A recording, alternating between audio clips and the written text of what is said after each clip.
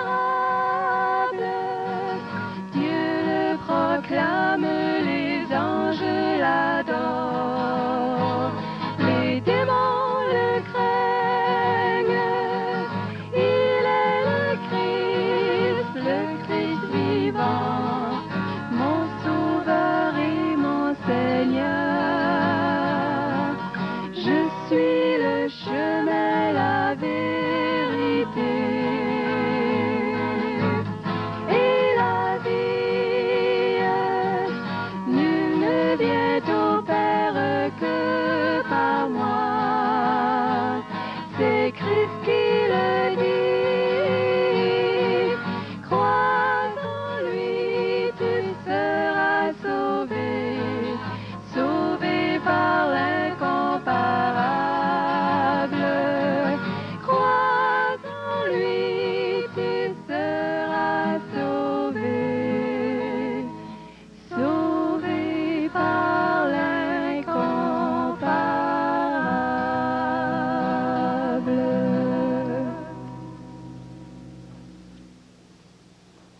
Jésus est l'incomparable. Nous sommes sauvés par lui.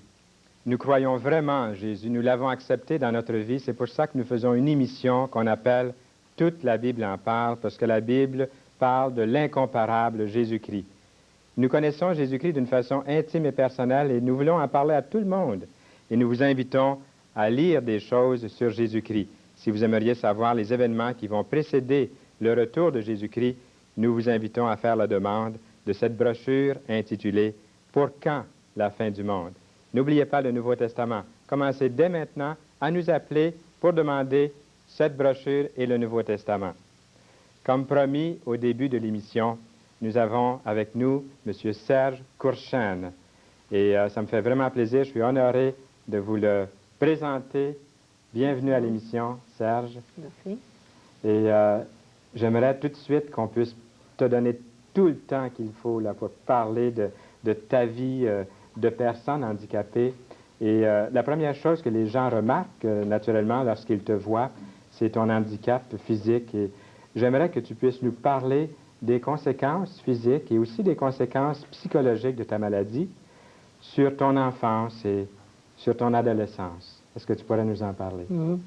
Bien, les conséquences physiques, les premières, c'est que c'est une maladie qui affecte les muscles et les os et qui a une dégénérescence graduelle. D'année en année, on perd des forces, on perd des choses qu'on était capable de faire avant et qu'à un moment donné, on n'est plus capable. Autrement dit, on sent comme un peu la vie nous quitter peu à peu, là. Et ça fait vraiment difficile quand tu es sans espérance et quand tu n'as rien devant toi, que tu vois la vie s'en aller comme ça. Tu vois de plus en plus à part des autres. Tu vois ton corps qui se déforme. Tu vois que tu peux pas participer aux activités des autres. C'est vraiment, à un moment donné, tu te rends vraiment, tu deviens frustré parce que tu voudrais faire comme toutes les autres, je sais pas, mais qu'on soit enfant, qu'on soit adolescent ou adulte, il y a toutes des choses qu'à un moment donné, on voit des limites physiques qui nous empêchent, qui nous paralysent.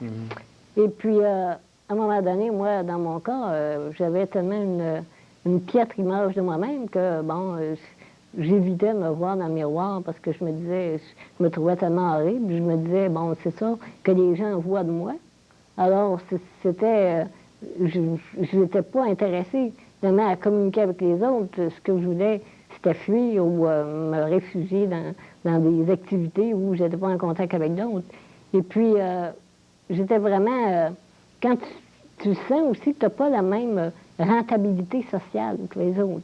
Tu as l'impression que tu ne peux pas avoir un rôle social parce que, bon, souvent la société aussi, disons, voit la personne handicapée comme une personne, ben, c'est peut-être moins vrai aujourd'hui, mais dans le temps de mon enfance, la personne handicapée était définitivement mise au rencard, puis ça, bon, c'était bon dans sa petite chambre ou dans son petit logement, puis se promener une fois de temps en temps, mais il ne pouvait pas avoir de rôle social. À ce moment-là, on sent une vie inutile, une vie vraiment...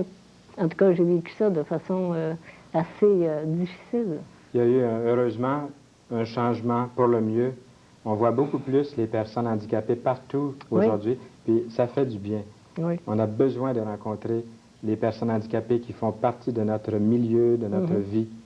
Et quels étaient tes centres d'intérêt en grandissant? Ben, disons qu'à l'adolescence, ben, j'ai essayé de faire comme à peu près tout le monde.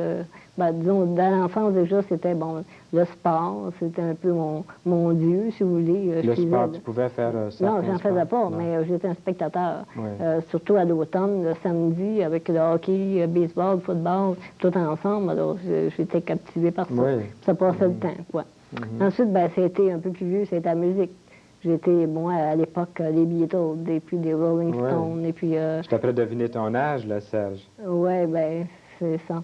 Et puis, alors, cette musique-là, ben, ça me faisait oublier, ça m'étourdissait. Je me mettais les écouteurs bien forts sur les oreilles, puis là, bon, durant ce temps-là, je partais en voyage, j'oubliais qu'est-ce que j'étais, tu sais, puis tout ça.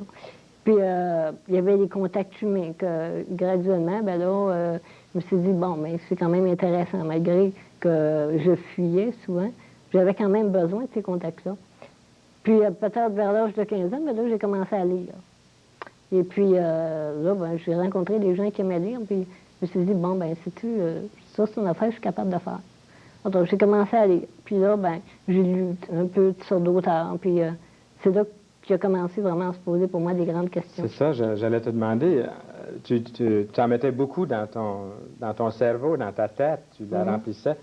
Quelle sorte de questions? Ça t'amenait plusieurs questions, finalement.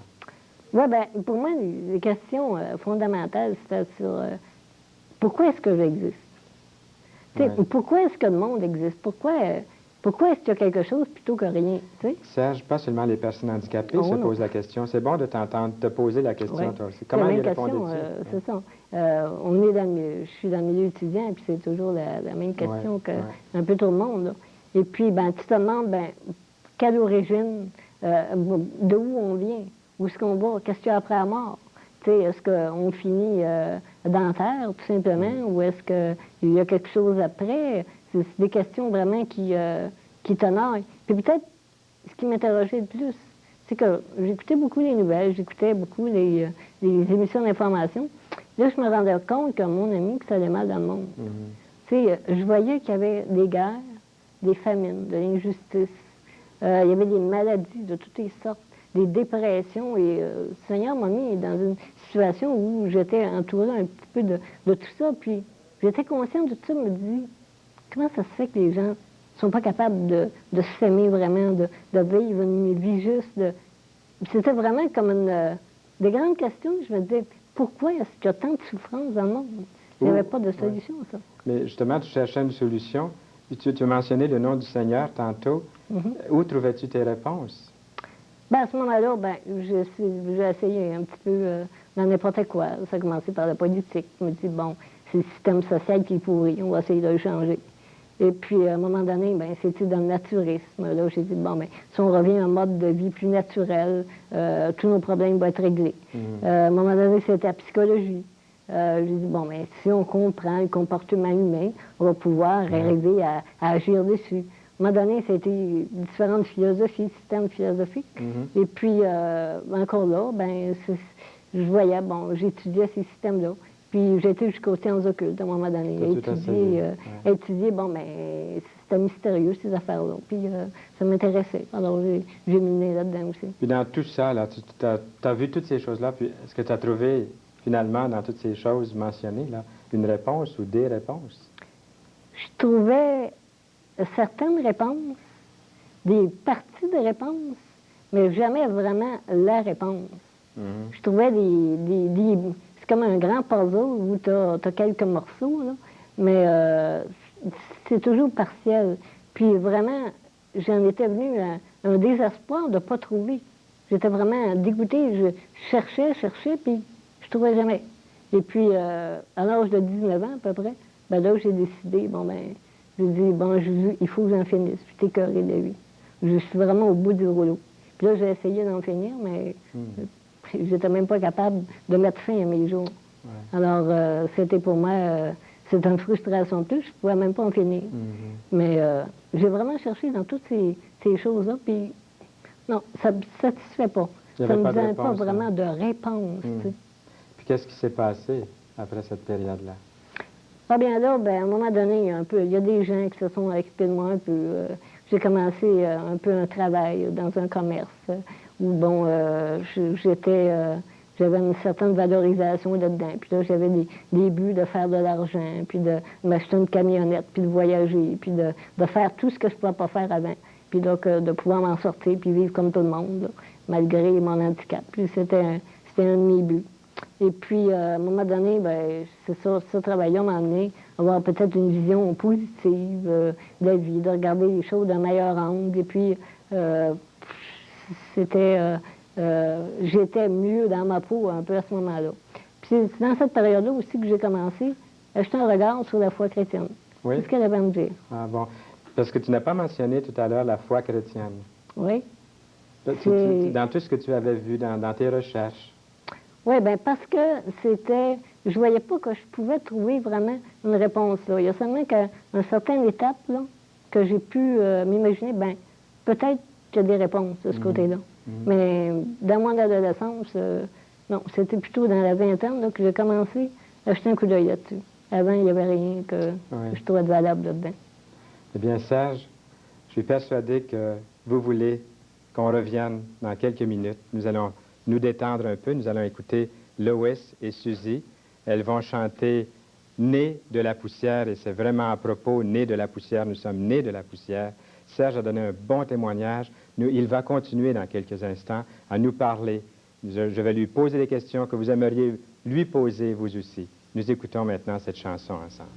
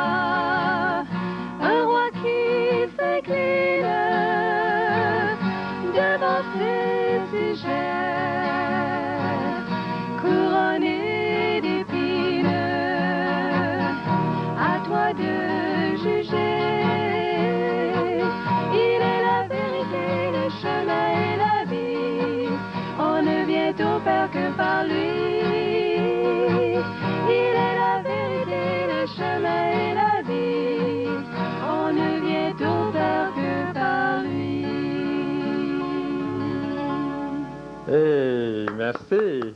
C'est dommage qu'on ne puisse pas avoir 50, je ne sais pas, 100 personnes. Le studio est trop petit ici pour vous applaudir, mais moi, je vous applaudis chaque fois dans mon cœur. La semaine dernière, c'est avec Suzy que j'ai parlé, puis les gens ont dit, comment se fait-il que tu as parlé seulement qu'à Suzy, puis tu n'as pas parlé à Lois? C'est parce que je voulais parler à Lois aujourd'hui. Alors, si je ne te parle pas aujourd'hui, je veux dire quand même merci beaucoup, Suzy, et ça nous fait toujours un plaisir de te revoir à l'émission. Et j'aimerais maintenant m'adresser à ta compagne et lui demander un petit témoignage, parce que je la connais très peu, Lois. Eh bien, moi, j'ai connu le Seigneur à l'âge de 9 ans, dans une réunion où on avait un missionnaire qui était venu. Puis c'était un homme qui était un homme que je chérissais beaucoup. Oui. C'était presque un oncle. Et il a prêché, puis je vivais dans une famille chrétienne depuis ma naissance. Je connaissais Jésus, j'aimais Jésus, mais je ne l'avais jamais accepté comme sauveur personnel. C'était pas une affaire héréditaire. Non, c'est jamais héréditaire, la vie éternelle. Alors, c'est là que je me suis avancée, lorsqu'il a fait l'invitation, et que je l'ai suivi depuis ce temps-là. Moi, je crois vraiment aux petits-enfants qui viennent au Seigneur. Là où vous êtes, s'il y a des jeunes enfants, voyez-vous, 9 ans, tu avais 9 ans, et ça a tenu bon. Est-ce que tu veux nous dire une bonne nouvelle? Tu m'as annoncé une nouvelle avant l'émission. Tu veux nous en parler pendant 15 secondes? Oui, le Seigneur m'a fait connaître un jeune chrétien qui s'appelle Paul Gagné, et il m'a demandé en mariage, et je remercie le Seigneur parce qu'il veut suivre le principe biblique. Ah, bien, on te félicite, on te souhaite beaucoup de bonheur. Puis la prochaine chanson, c'est? Croix obéis. Croix obéis. Croix obéis. On vous écoute.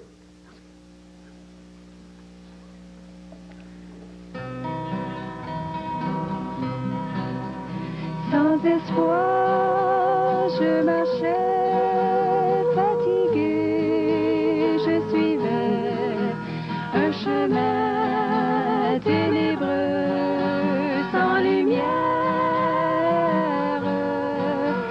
Un ami me parla, me racontait tout bas cette vérité, cette prière.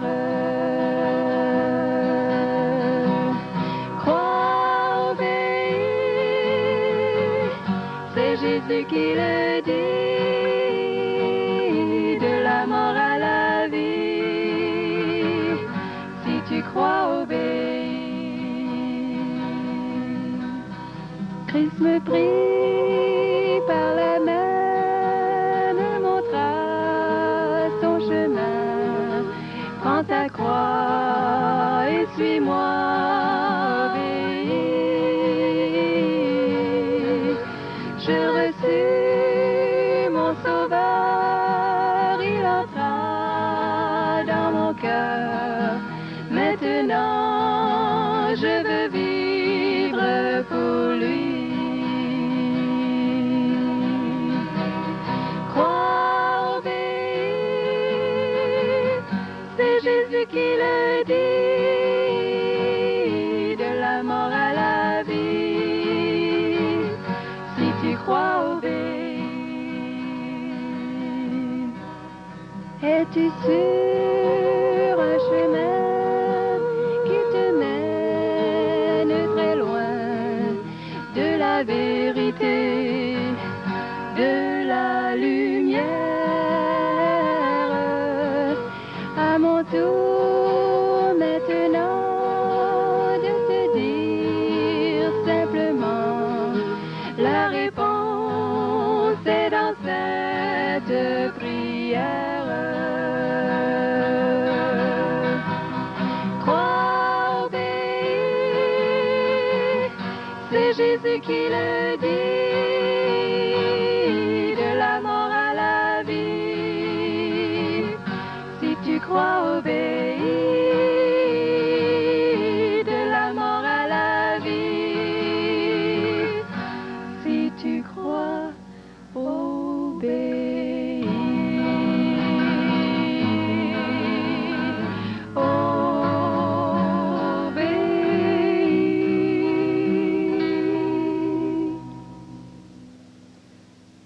Merci beaucoup, Lois et Suzy. Ça va tellement bien avec le thème de l'émission d'aujourd'hui, de la mort à la vie. Si tu crois, obéis. Et ça, c'est une décision que chacun doit prendre. Nous avons des brochures à vous offrir. Elles sont belles, en plus d'être très intéressantes, et des titres mordants, comme « Pour quand la fin du monde ?» Et dans ce livre-là que nous vous offrons, c'est gratuit, il vous suffit d'en faire la demande. Profitez-en, appelez dès maintenant, dès cet instant. Des fois, j'ai l'impression que vous ne profitez pas assez de l'offre que nous vous faisons gracieusement, comme ça. Il vous suffit d'en faire la demande. Il y a un titre qui dit « Événements qui suivront le retour de Jésus ». La Bible en parle et il vaut la peine de savoir ce qui va arriver lorsque le Seigneur revient. Alors, je vous invite à nous téléphoner dès maintenant, c'est gratuit. Appelez-nous et nous serons très heureux de vous faire parvenir un petit livre. Il y a aussi le Nouveau Testament. N'oubliez pas d'en faire la demande. Nous avons à l'émission d'aujourd'hui Serge Courchane. Ça me fait tellement plaisir. Je suis content de le connaître, de parler avec lui, de lui poser des questions que vous aimeriez vous-même lui poser. Il nous a laissé en suspens un petit peu, là, tantôt, lorsque je lui ai parlé. Et Serge, j'aimerais que tu nous parles maintenant de ce jour-là, là, où tout a changé dans ta vie. Tu dis que tu jetais un regard sur la foi chrétienne. C'est comme ça qu'on s'est terminé tantôt. Et puis, n'avais-tu jamais entendu parler de Jésus-Christ? Il me semble que dans notre société, tout le monde en entend parler de Jésus. Oui, effectivement, comme tout le monde, j'avais entendu parler de Dieu, de Jésus-Christ, mais ce Dieu-là qu'on me présentait, moi, je ne le voyais pas vivant dans les gens. Je voyais beaucoup de pratiques religieuses qui étaient extérieures à soi, là. Mais souvent, je posais des questions, puis il n'y avait jamais personne vraiment pour me répondre. Parce que je voyais que c'était pas une foi qui était vraiment fondée sur quelque chose d'une croyance profonde, d'une croyance intelligente, là. Et puis, ça me... J'avais jamais été attirée par ce Dieu-là, parce que tout ce que je voyais de Dieu, c'était une pratique religieuse. Puis Jésus-Christ, ben, on entendait parler à Noël, à Pâques, ces choses-là, mais c'était entouré d'un paquet de fatras, là. Mais quand même, au travers de tout ça, je demeurais peut-être, je laissais comme une porte ouverte, puis je disais, bon ben, Dieu, si jamais tu existes, je veux te connaître. Puis je ne veux pas te connaître comme les hommes te présentent ou comme ils parlent de toi. Une sorte d'une forme de caricature, finalement. Oui, c'est ça. Mais ce que je voulais connaître, c'était le Dieu véritable, s'il existait. J'étais loin d'être sûre. Parce que, mais dans ma prière remplie de doutes, ben, je faisais ça. Tu sais, je disais, bon, si tu existes, je veux te connaître. Serge, est-ce qu'il t'a répondu? Oui, je réponds. Parce que merci, Seigneur. c'est toujours Dieu, même si c'était une prière remplie de doutes, il savait qu'elle était sincère et honnête. Ouais. Et un verset de la Bible qui dit Dieu qui cherche trouve. Et j'ai vraiment cherché Dieu. Et puis, ça a commencé en lisant un roman, un classique américain. Même si ce n'était pas la Bible ou un sujet religieux, en lisant un roman policier? Non, non. C'était La cause de l'oncle Tom. Ah bon? C'est un plaidoyer qui parlait de l'esclavagisme avant la guerre de sécession aux États-Unis. Et moi qui étais très sensible à la cause de tous les opprimés, de tous les gens qui avaient de la misère, ça m'avait vraiment touché. Ça te touchait plus que Oui. d'autres. Oui. Et le héros de ce roman-là, c'est un roman, mais en fait, c'était des faits vécus là, qui étaient rassemblés, qui composaient le roman. Le personnage central, c'était donc Tom. Cet homme-là avait toutes les raisons du monde de haïr, d'être comme tous les autres, d'essayer de se révolter. Puis, pourtant, cet homme-là, il aimait. Oui. Il aimait, puis quand il recevait des coups, quand il était injurié, quand il était bafoué, il répondait de l'amour avec ça, en échange de ça. Et cet homme-là était un chrétien qui lisait sa Bible à tous les jours et qui était vraiment imprégné de la parole de Dieu. Puis ça, je me suis dit, bon, ben, écoute, il y a quelque chose dans ça. Je te vois venir, là. Tu sais, je me disais, il y a quelque chose là-dedans. Et puis là, je me suis dit, sûrement que la vérité que je cherche est dans la Bible. À ce moment-là, je me suis fait acheter une Bible par ma mère. Et tout de suite, la journée même, elle est venue m'en acheter une. Puis là, j'ai commencé à lire ça, mais c'est une grosse Bible épaisse, avec des notes tout autour, des notes en bas, puis je comprenais rien là-dedans. Bon, j'ai dit, bon, ça ira plus tard. Ça a dormi dans ma bibliothèque pendant des années de temps. Ensuite, le Seigneur s'est manifesté par un chrétien qui passait devant chez moi et qui s'est arrêté. Il a passé à peu près une demi-heure après, il est revenu. Puis là, il a commencé à discuter avec moi. Puis il dit, j'aimerais te parler de quelque chose qu'il n'y a pas grand monde qui parle aujourd'hui. Bon, j'ai dit, c'est quoi? Il dit, c'est Jésus-Christ. L'évangile de Jésus-Christ. Bon, ben, j'ai dit, écoute, moi, je suis ouvert, parle-en, tu sais. Puis, tous les chrétiens qui vont entendre ça, là, je pense qu'on vient de recevoir un chrétien, nous, là, les chrétiens, de ne pas passer l'occasion de témoigner. Parce que Serge, il y a un Serge qui attend quelque part, c'est vrai? Effectivement. Oui. Alors, là, il a commencé à me parler de la Bible. Il m'a lu quelques versets. Ça a rentré par une oreille, puis ça a sorti par l'autre. Mais qu'est-ce qui a resté? C'est que cet homme-là, je voyais qu'il me parlait d'un personnage vivant. Oui. C'était pas une religion. C'était pas quelque chose d'extérieur à lui. C'était pas quelque chose qui était fade dans sa vie. Mais écoutez, quelqu'un que tu connais pas, puis tu t'arrêtes pour y parler de l'évangile de Jésus-Christ, puis des transformations qu'il a faites dans sa vie, tu te dis, wow, il y a quelque chose là. Il y a quelque chose là. Puis là, j'ai voulu voir qu'est-ce que cet homme-là avait. Tu sais, j'ai dit, qu'est-ce qui se passe? Et là, il m'a invité à lire la Bible. Qu'est-ce que tu as découvert dans ce livre-là, finalement? Là, tu t'en approchais d'une autre façon, là. Oui, là, c'était d'une attitude de vraiment, parce que le chrétien m'avait dit, en lisant la Bible, demande à Dieu de t'aider à comprendre. Parce que c'est lui qui l'a inspiré. C'est lui qui peut agir aussi sur toi pour t'aider à la comprendre. Alors, avant, je l'avais lu un peu comme ça, mais un peu comme on lit un journal ou n'importe quel autre livre.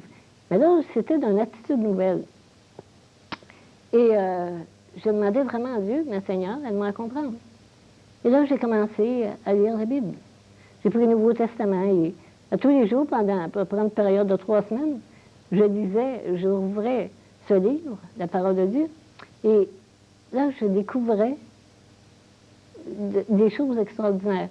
Et moi qui, depuis des années, ne pleurais pas parce que je me disais, bon, ben, moi, je m'étais construit une carapace. J'étais quelqu'un qui voulait faire le torse, qui voulait vraiment, là, qui était celui qui ne serait pas, qui serait le handicapé émancipé, là, puis qui ferait son chemin dans la vie. Là. Et puis, mais là, wow, tout ce message, tout le masque là, tombait. Là.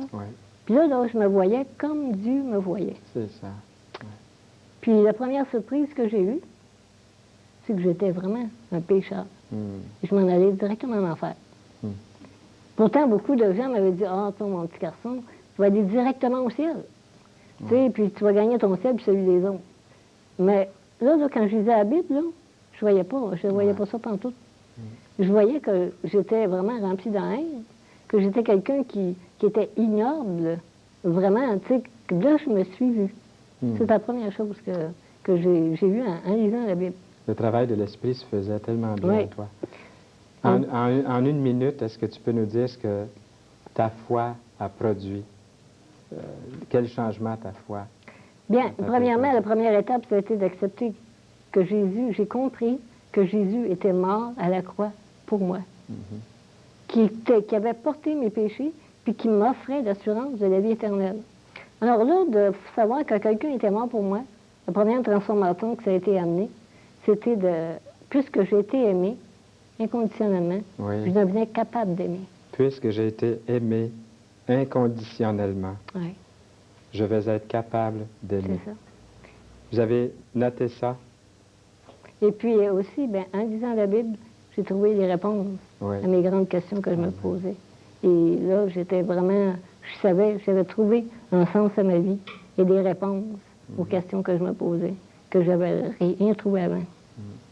Tu avais eu le temps de méditer, de faire ta recherche. Tu avais vu beaucoup de choses. Et le jour où le livre de Dieu a été dépoussiéré, pour ainsi dire, puisque tu l'avais mis dans un placard, tu l'avais mis de côté. C'était pas le même, mais c'était la même parole de Dieu, en tout cas. C'était toujours le même, c'était pas le même livre? Non, mais c'était la même Bible. Autrement dit, la même parole de Dieu. La même parole de Dieu. Elle t'a apporté beaucoup dans le concret de tous les jours. Elle t'apporte beaucoup encore aujourd'hui, au moment où on se parle, la Bible. Oui, à travers une relation personnelle avec lui. Il est vraiment vivant. Il est vraiment une personne concrète qui agit dans la vie de tous les jours. Bien, Serge, promets-moi qu'on continue dans quelques instants. Juste le temps de se reposer un peu.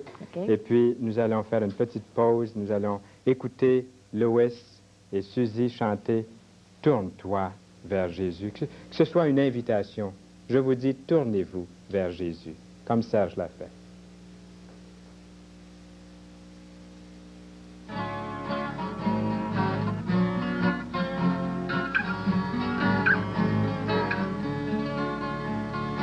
Tourne-toi vers Jésus, laisse tes soucis. Il n'a jamais déçu ceux qui croient en lui. Ne crains point, crois seulement au bien d'aujourd'hui. Tourne-toi vers Jésus, il est ton ami. Les yeux fixés sur lui, marchant par la croix, tu vivras la vraie vie, suivant le grand roi. Il ne laisse pas tomber l'enfant dépourvu, qui vient l'esprit troublé, cherchant le salut. Bientôt sur la nuit, nous le reverrons et nous pourrons chanter. Il vient à courant. Tous ceux qui l'ont attendu recevront le prix. Tourne-toi vers Jésus, il est ton ami, ton ami.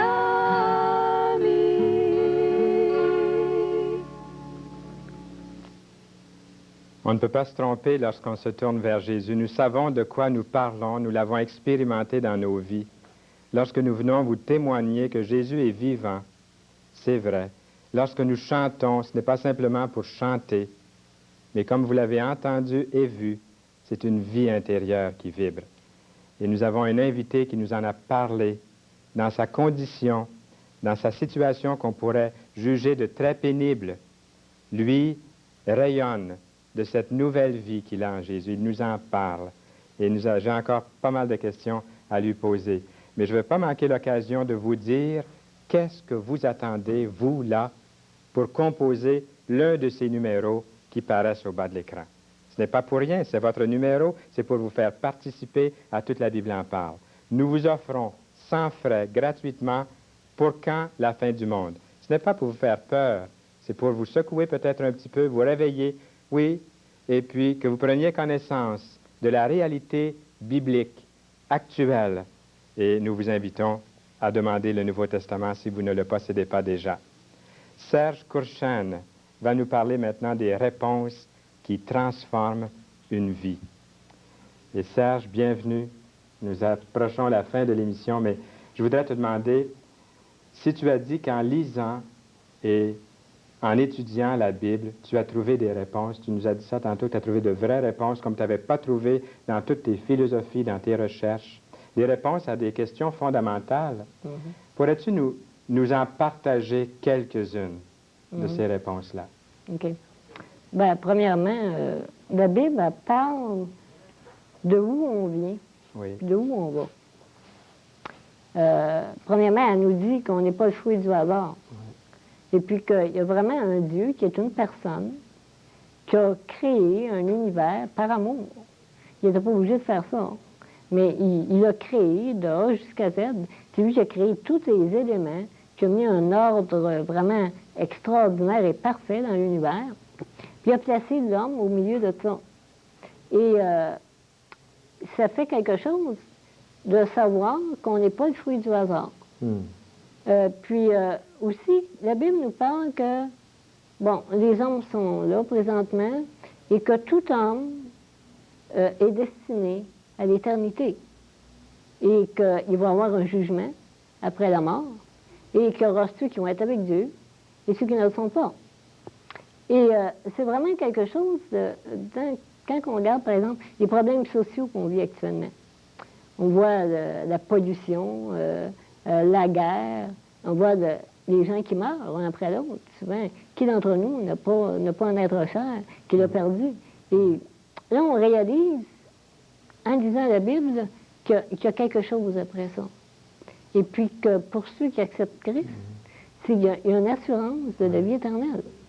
Et ça, c'est quelque chose. Dans une société angoissante, dans les crises économiques, dans tous les problèmes qu'on vit, on dit, bon, ben ça, c'est pour un temps. Une autre question que je voulais trouver des réponses ici, c'était, oui, mais comment, si Dieu existe, comment on le connaît?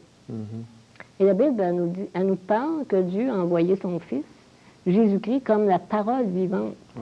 Et que ceux qui ont connu Jésus-Christ, et nous qui le connaissons par les Écritures, on peut avoir vraiment une exacte représentation de ce que c'est que Dieu. Et qu'il était et qu'il est encore l'image de Dieu sur terre. Et qu'on peut connaître Dieu, le caractère de Dieu, en connaissant Jésus-Christ. Puis ce qui est encore plus merveilleux, c'est que sa révélation se continue et qu'aujourd'hui, n'importe qui peut lire la parole de Dieu et savoir qu'est-ce que Dieu pense et qu'est-ce que Dieu veut pour l'homme d'aujourd'hui. Et c'est vraiment quelque chose de dire, ben là, je peux tenir une lettre qui vient directement du ciel. Et ça, c'est quelque chose de formidable. Puis peut-être la plus grande des questions, des réponses que j'ai trouvées, c'est que la question du problème de la souffrance. Parce que moi, je me disais tout le temps, ben, ouais, mais pourquoi moi? Pourquoi est-ce que ça a donné que moi, je sois frappée d'une maladie incurable comme ça? Et puis, pourquoi pas les autres? Ben, je savais qu'il y en avait d'autres, mais le malheur des autres, souvent, ça ne console pas notre problème à nous. Alors, là, j'ai vu que je n'avais pas à accuser Dieu, que je n'avais pas à accuser qui que ce soit, mais que le mal dans le monde, que ce soit les dépressions, que ce soit les famines, les guerres ou les maladies, toutes ces choses-là, tout ça est le fruit du péché. Et puis que Dieu n'a pas fait des marionnettes là, qui téléguideraient là, du bout du doigt ou des robots programmés, là, mais qu'il a laissé la liberté à l'homme de s'approcher de Dieu, de vivre selon les principes de Dieu ou de rejeter Dieu. Et tout le mal qu'on voit actuellement, est le fruit du rejet des hommes de Dieu. Ouais. Et pour moi, ça m'a vraiment là, aidé à voir tout un autre aspect, tout un autre visage là, de la souffrance et de ma souffrance, particulièrement. Le Seigneur t'a aussi doué, Serge, je peux le dire, je le pense, puis je le crois, il t'a doué d'une sorte d'éloquence pour parler de lui. C'est Dieu qui nous donne les dons. Oui. C'est Puis, pas nous qui les choisi. Je m'en réjouis beaucoup. Puis la foi que tu as placée, cette foi que tu as placée en Jésus-Christ, je peux dire, puis je le crois vraiment, que ça t'a aidé dans ton handicap, avec ton handicap. Oui, parce que j'avais vraiment, comme chrétien, on a vraiment des raisons de vivre solides. Regardez le monde, puis il n'y en a pas de raison de vivre. Non. Il y en a des, j'appellerais ça, excusez le terme, mais des patchs. Tu sais, bon, ils dépendent d'une personne ou d'une situation Ouais. ou de leur santé, ou ils dépendent d'un paquet de choses. Mais le chrétien, lui, il ne dépend pas de ces choses-là. Sa vie est basée sur, d'abord, une relation avec Dieu. Il apprend à le connaître, à le découvrir. Il apprend à voir comment il agit concrètement dans sa vie. Et puis qu'en obéissant à la parole de Dieu, en obéissant à Dieu, en vivant selon les principes de Dieu, notre vie, elle s'épanouit. Ouais. Notre vie, elle est comme une fleur qui saisit les vitamines dans le sol et qui est capable de vraiment s'épanouir et porter toutes les couleurs qu'elle a en elle. Et puis, ça, c'est vraiment extraordinaire. Puis aussi, le chrétien, ben, quand il devient chrétien, qu'il joint à une église locale, qui vit avec des frères, qui a l'occasion d'exercer ses dons spirituels, qui a vraiment une communion spirituelle. Vous savez, une église, c'est comme une famille, finalement. Oui, c'est Une un famille, corps aussi. c'est ça, c'est un corps. La Bible dit que nous sommes le corps de Christ, Ouais. l'Église, et nous avons à prendre soin les uns des autres. Amen. Alors ça, c'est tout un travail. Ouais. Et même la personne la plus handicapée dans l'Église, elle a un ministère à exercer envers C'est les vrai, autres, c'est vrai. comme les autres en ont un envers elle. Ouais. Donc, c'est vraiment une valorisation extraordinaire de dire, bon, ben moi, je suis partie d'un corps qui est le corps de Jésus-Christ, son Église, Avec ta place bien précise Exactement. dans ce corps-là. avec un rôle bien précis Oui. et un ministère des dons que Dieu nous a confiés à chacun d'entre nous. Et pour moi, c'est vraiment une chose extraordinaire de réaliser ça. Et puis, aussi, une des choses que ça apporte, ben, vous savez, il y a Romains 8, 18 qui dit « J'estime que les souffrances », l'apôtre Paul qui dit « J'estime que les souffrances du temps présent ne sauraient être comparées à la gloire qui est réservée pour nous. » Et ça, c'est... Vous savez, moi, je prends souvent l'illustration d'une personne qui est dans le désert et puis qui a le gros soleil qui plombe sur lui, complètement déshydraté, il est presque à la veille de mourir, mais il sait que de l'autre côté d'une montagne, il y a tout un oasis. Puis que là, il va avoir la vie. Là, il est capable de continuer puis de dire, bon, ben, c'est dur, mais je continue. Et parce que je sais qu'il y a la vie de l'autre côté. Alors, le chrétien, c'est bien sûr, il peut souffrir. Il n'est pas à l'abri des souffrances. Mais il vit ça souvent d'une toute autre façon. Parce qu'il sait que, bon, ben, son royaume, il n'est pas sur la terre. Son royaume est céleste. Son royaume, il va vivre pleinement sa vie actuelle. Il va la vie même très heureuse. Mais c'est pas ici, là, qui pour s'établir. Il sait que sa cité est en haut, est céleste. Et puis que là, il va vivre face à face avec son Dieu. Quelquefois, nous avons l'impression, je parle pour moi, je ne sais pas si c'est ton expérience à toi aussi, Serge, en tant que chrétien, nous connaissons des moments là tellement beaux, tellement supérieurs à ce que le monde en général connaisse, Oui. qu'on oublie qu'on est sur la terre, Oui. tellement qu'on est bien. Mais le Seigneur me remet tout de suite à l'ordre. Oui. Il y a quelque chose qui commence à nous faire mal à un moment donné. Il y a quelque chose qui va de travers. Il y a un conflit qui survient entre une personne et nous.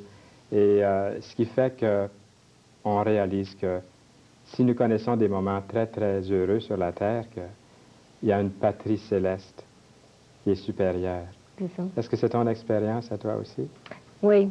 Et c'est vraiment, pour moi, avant d'être chrétien, ben, il y avait toujours un profond sentiment de solitude. Oui, oui, Et étant chrétien, on sait qu'on n'est plus seul. c'est vrai. On sait que, tu sais, qu'on n'est pas abandonné à nous-mêmes, qu'on n'est pas flottant, n'importe comment, puis victime du sort, victime de tout ce qui arrive, Oui. mais qu'on a un bonheur que personne ne peut nous enlever. J'aimerais justement, tu parles de bonheur, Serge. Et puis, est-ce qu'on peut dire, toi, Serge, que tu es un gars heureux? Oui. Je peux vraiment dire, ben, j'ai, comme n'importe qui d'autre, mes problèmes et des difficultés dans ma vie, comme n'importe qui d'autre. Mais je peux dire que fondamentalement, je suis heureux. Parce que j'ai une raison de vivre. Je sais que Dieu m'a confié une tâche, un travail, et que ma vie, mon travail, tout ce que je fais, n'est pas en vain. Que c'est pas quelque chose qui va finir là, puis que je vais pourrir dans la terre, tout simplement. Mais que, puis mon apparence physique, toutes ces choses-là, je sais que Dieu peut m'utiliser à travers ça. Le Seigneur t'a même donné une beauté, le reflet du Christ sur ton visage. Je pense que c'est évident. Ça, tu ne le vois pas toi-même. Même On si est tu créé à l'image de Dieu, alors c'est ça. Mais même là, tu disais un peu plus tôt durant l'émission que tu n'osais même pas te regarder dans un miroir. Et puis, ceux qui te voient au travers de ton visage la présence du Seigneur, comme moi je le vois aujourd'hui en te regardant. C'est beau. Moi, je pense, Serge, que le Seigneur pourrait faire de toi, ou il pourrait t'accorder même sur la terre des bénédictions tellement grandes. Il le fait déjà. Il le fait déjà, hein? Oui. Il pourrait t'accorder n'importe quoi, Oui, parce qu'il t'aime tellement, il a tout fait pour toi. absolument. Ah, gloire à Dieu. C'est beau, c'est beau, c'est Je suis beau. vraiment c'est beau. heureux de pouvoir le servir avec les humbles moyens qu'il me donne. Gloire à Dieu. Tu nous encourages beaucoup à continuer. Et le Seigneur t'a béni. Merci d'avoir été des nôtres. Et nous allons écouter maintenant Lois et Suzy. Et c'est Lois Kerr et Suzy Frey. Des fois, je les appelle Lois et Suzy parce qu'on les connaît tellement bien. Ces deux filles-là, elles vont nous chanter « Le Sauveur attend ». Le Sauveur t'attend, toi. Viens à lui dès maintenant.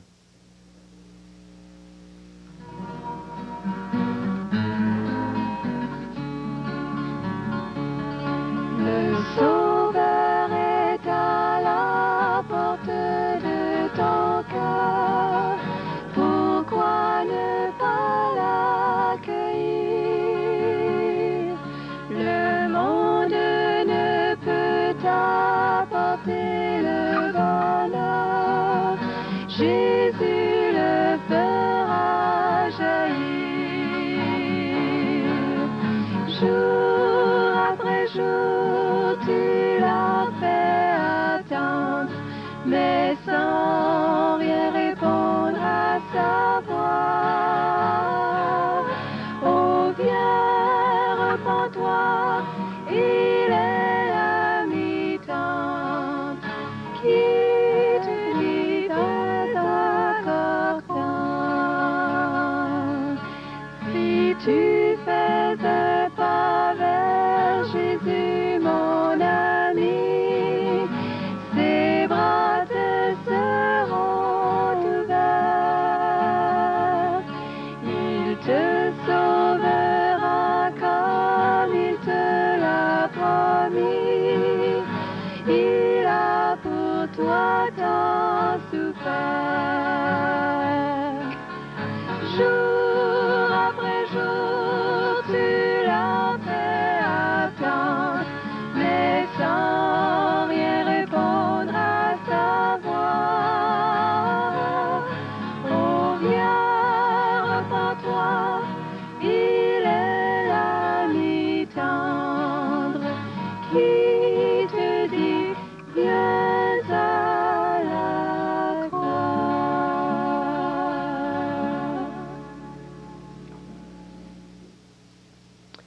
Sérieusement, ne remettez pas cette question à plus tard. Nous faisons cette émission-là, toute la Bible en parle, sérieusement. C'est vrai que quelquefois, nous-mêmes, on ne se prend pas trop au sérieux on fait des erreurs, on est vraiment comme tout le monde, nous connaissons nos faiblesses, mais la chose principale, c'est que Jésus-Christ est dans notre vie. Nous aimons en parler, en témoigner. Et c'est vrai ce que nous vous disons, parce que c'est basé sur la parole de Dieu. Et nous sommes rendus à cette partie de l'émission où j'ouvre la Bible. Et j'aimerais vous répéter que Jésus-Christ a été condamné comme un vulgaire criminel. Jésus-Christ a été mis en croix. Jésus-Christ est mort. Et lorsqu'il est mort en croix, il est mort pour vous, il est mort pour moi. J'aimerais vous parler pendant quelques instants de sa mort. Quelle sorte de prédiction Jésus avait-il fait de lui-même lorsqu'il était sur la terre? Nous lisons dans Matthieu chapitre 16, verset 21, les paroles qui suivent. Dès lors, Jésus commença à faire connaître à ses disciples qu'il fallait qu'il aille à Jérusalem, qu'il souffrit beaucoup de la part des anciens et des principaux sacrificateurs et des scribes, et qu'il fut mis à mort, et qu'il ressuscita le 3e jour. Qu'est-ce que Jésus avait prédit de lui-même? 3 choses. Qu'il allait souffrir, qu'il serait mis à mort, qu'il reviendrait à la vie. C'est pour cette raison-là que Jésus-Christ, en réalité, Jésus-Christ, c'est Dieu incarné, c'est Dieu qui est venu sur la terre sous forme d'un homme qu'on appelle Jésus-Christ, le Fils de Dieu. Dieu lui-même est venu vivre parmi nous.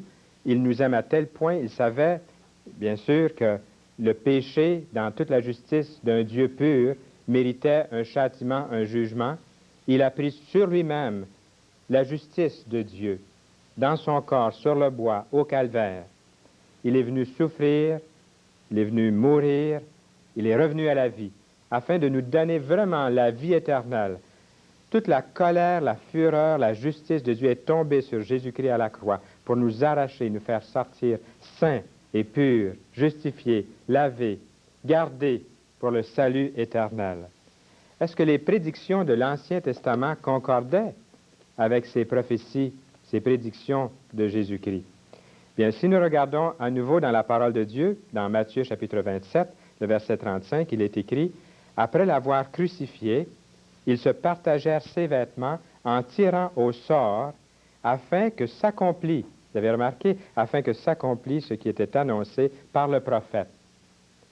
Ils se sont partagés mes vêtements, ils ont tiré au sort ma tunique. » Oui, à cette question, les prédictions de Jésus concordaient vraiment avec les prophéties de l'Ancien Testament, parfaitement, afin que s'accomplît ce qui avait été annoncé par le prophète. Maintenant, si nous nous approchons de la croix, c'est une histoire qu'on connaît bien, c'est sûr. Tout le monde connaît l'histoire de la croix. Mais j'aimerais vous poser une question pour nous faire réaliser en cet instant la raison même de Jésus sur la croix. En compagnie de qui Jésus était-il crucifié sur la croix du Calvaire?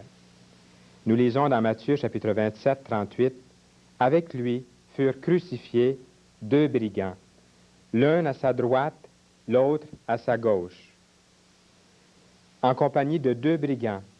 Mais un 3e brigand avait été libéré ce jour-là, pour lequel Jésus avait pris la place. Et ce brigand me représentait, vous représentait. Son nom, Barabbas. Il y aurait eu 3 croix cette journée-là. 3 brigands auraient été crucifiés sur la croix. 2 larrons et Barabbas, un autre larron, un brigand. Mais sur cette croix du centre, c'est Jésus qui a pris la place. Il a vraiment pris ma place. Il a vraiment pris votre place. Il est notre substitut.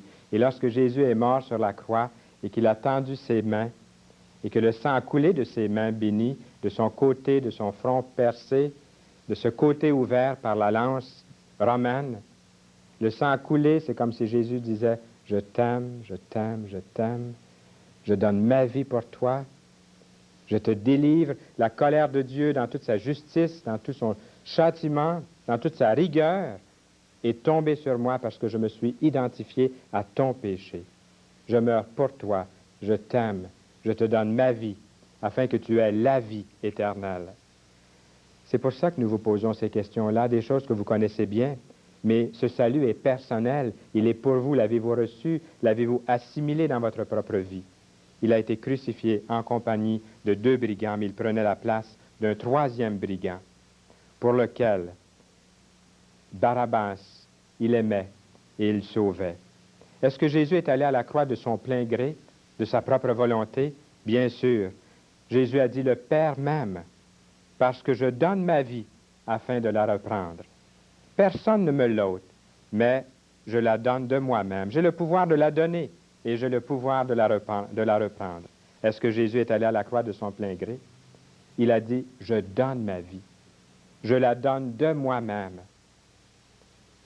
Comme Serge le disait au cours de l'émission, il a réalisé que quelqu'un l'aimait, qu'un grand Dieu l'aimait, qui s'occupait de lui. Et ce Dieu qui l'aimait tant allait lui donner aussi la capacité, le pouvoir d'aimer les autres. C'est ce qu'il a fait aussi. C'est ce que Jésus veut faire pour vous. Quelle est la situation de l'homme séparé de Dieu? Je vais vous citer un verset qui m'a conduit au Seigneur. Je cite très, très fréquemment Jean 3,16 qui dit « Dieu a tant aimé le monde qu'il a donné son Fils unique, afin que quiconque croit en lui ne périsse pas, mais qu'il ait la vie éternelle. » Mais il y a un verset pas très loin qui dit « Celui qui croit en lui n'est point jugé, mais celui qui ne croit pas est déjà jugé, parce qu'il n'a pas cru au nom du Fils de Dieu. » C'est le verset qui m'a touché. Il y a de ça très longtemps. Celui qui croit en lui n'est point jugé, n'est pas jugé. J'ai mis ma confiance en lui. Celui qui ne croit pas est déjà jugé. Je m'étais dit cette journée-là, quand j'ai lu le verset, c'est curieux, c'est étrange. Je n'ai pas besoin de rien faire. J'ai seulement besoin de négliger ou de rester indifférent. Mais j'ai cru, heureusement. Celui qui ne croit pas est déjà jugé, mais j'ai cru en lui. Et ce que Jésus a fait pour nous, pour vous, pour moi, Jésus-Christ a souffert une fois pour les péchés, il est écrit. Lui juste pour des injustes, afin de nous amener à Dieu. Il nous a amenés à Dieu par ses souffrances, sa mort et sa résurrection. C'est Fernand Saint-Louis qui vous dit au revoir et à bientôt.